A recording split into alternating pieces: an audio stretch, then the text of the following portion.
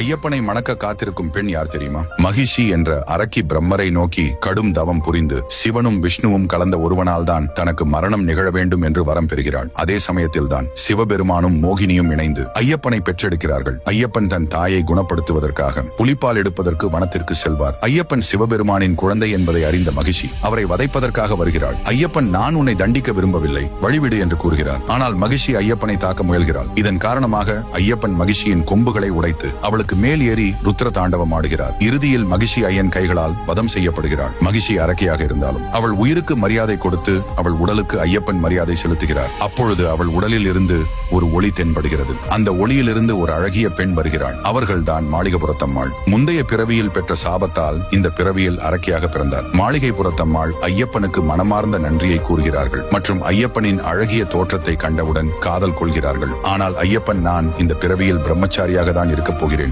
என்று கூறி மறுத்து விடுகிறார். உடனே மாளிகைபுரத்தம்மாள் மிகவும் வருத்தம் அடைந்து கண் கலங்கி ஐயப்பனிடம் கெஞ்சி மன்றாடுகிறார்கள். மாளிகைபுரத்தம்மாவின் மனதை புரிந்த ஐயன், நான் உன்னை மணக்கிறேன், ஆனால் ஒரு நிபந்தனை. இன்னும் சில காலத்தில் எனக்கு ஒரு கோயில் கட்டப்படும். அந்த கோயிலுக்கு என்னை காண பக்தர்கள் வருடம் வருடம் வருவார்கள். அவர்கள் உன்னையும் வழிபடுவார்கள். எந்த வருடம் என்னை காண ஒரு கன்னிசாமி கூட வரவில்லையோ அன்றைக்கு நான் உன்னை திருமணம் செய்து கொள்கிறேன் என்றார். உங்களுக்கு ஐயப்பன் பிடிக்கும் என்றால் சரணம் ஐயப்பா என்று கமெண்ட் செய்து நமது சேனலை சப்ஸ்கிரைப் செய்து கொள்ளுங்கள்.